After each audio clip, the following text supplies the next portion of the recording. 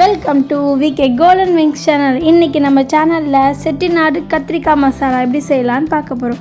அதுக்கு தேவையான இன்க்ரீடியன்ட்ஸ் டிஸ்பிளேயில் வருது, நோட் பண்ணிக்கோங்க.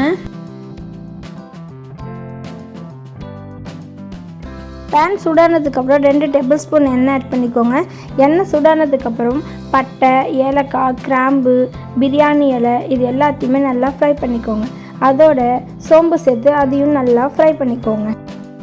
கேஸ் ஸ்டவ்வை லோ ஃப்ளேமில் வச்சு எல்லாத்தையும் நல்லா ஃப்ரை பண்ணிக்கோங்க. பட்டை சோம்பு வாசம் வர வரைக்கும் ஃப்ரை பண்ணிக்கோங்க.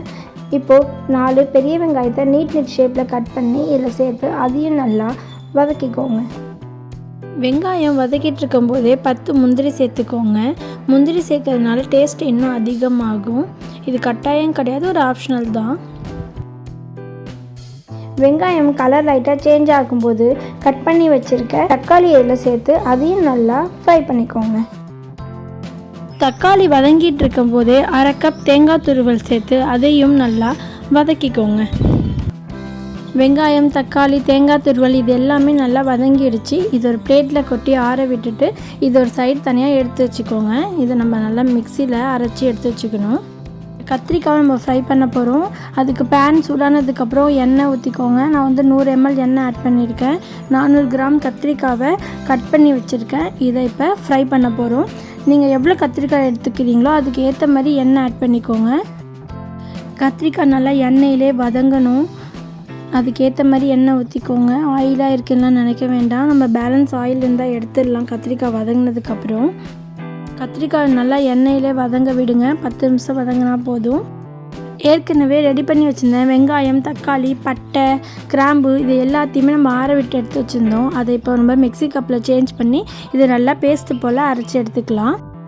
கத்திரிக்காய் நல்லா எண்ணெயிலே வதங்கி வந்துடுச்சு சூப்பராக. இதை தனியாக எடுத்து வச்சுக்கோங்க ஒரு பவுலில்.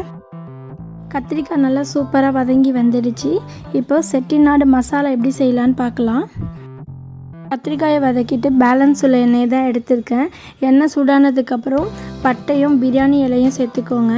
அதோட சோம்புத்தூள், ஜீரகத்தூள், 1 டீஸ்பூன் இஞ்சி பூண்டு பேஸ்ட் இது எல்லாத்தையுமே நல்லா வதக்கிட்டே இருங்க. அடி பிடிச்சிடும் இஞ்சி பூண்டு பேஸ்ட்டு சேர்த்தா, அதனால நல்லா கிளறி விட்டுட்டே இருங்க.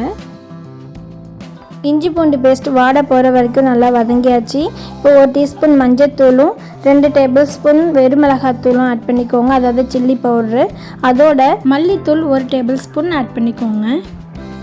இது எல்லாத்தையுமே அடி பிடிக்காத வரை நல்லா கிளறி விட்டுக்கிட்டே இருங்க.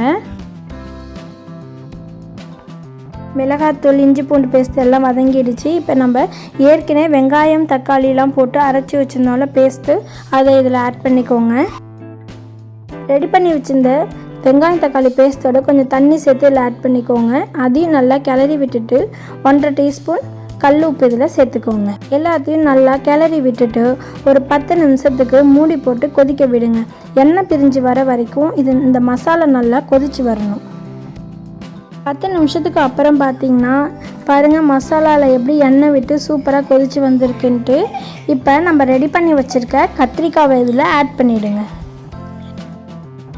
கத்திரிக்காவை ஆட் பண்ணதுக்கப்புறம் ரொம்ப போட்டு கிளறக்கூடாது. கத்திரிக்காய் ஏற்கனவே நல்லா வெந்திருக்குங்கிறதுனால உடஞ்சி போயிடும். இது ஒரு 10 நிமிஷத்துக்கு திரும்பியும் கேஸ் ஸ்டவ்வை மீடியமாக வச்சு கொதிக்க விடுங்க. மசாலாவோட கத்திரிக்காய் நல்லா மிக்ஸ் ஆகி எண்ணெய் விட்டு சூப்பராக வந்திருக்கு. அவ்வளோதாங்க, கேஸ் ஸ்டவ் ஆஃப் பண்ணி சர்வ் பண்ண வேண்டியதுதான். இவ்வளோ சிம்பிளான முறையில் செட்டிநாடு கத்திரிக்காய் மசாலா உங்களுக்கு சொல்லியிருக்கேன். இந்த ரெசிபி உங்களுக்கு பிடிச்சிருந்துச்சுன்னா என்னோடய சேனலை லைக் பண்ணுங்கள். இந்த ரெசிபி ட்ரை பண்ணி பார்த்துட்டு கமெண்டில் எப்படி இருந்துச்சுன்னு சொல்லுங்கள். ரொம்ப சூப்பராக இருந்துச்சுன்னா என்னோடய சேனலை எல்லாேருக்கும் ஃபார்வர்ட் பண்ணி சப்ஸ்கிரைப் பண்ண சொல்லுங்கள். நான் அடுத்த வீடியோவில் உங்களை மீட் பண்ணுறேன். தேங்க்யூ.